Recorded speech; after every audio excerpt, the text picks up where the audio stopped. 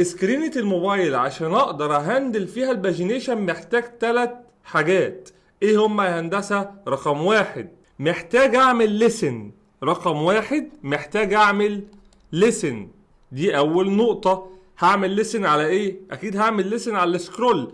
طيب تاني حاجة محتاجها ايه من السكرين؟ محتاج اعمل عملية ريد، محتاج اقرأ الكرنت فاليو اللي اليوزر بيسكرول فيه. وهنا انا مش بتكلم على الايتمز اللي هتتعرض كيو اي، لا ده انا بتكلم على البيكسلز اللي اليوزر بيتحرك فيها، هناخدها بالتفصيل ككودنج. طيب تالت حاجة محتاج اعرفها ايه من السكرين اللي انا هعمل فيها باجينيشن؟ محتاجة ابقى عندي كنترول، اكيد طبعا.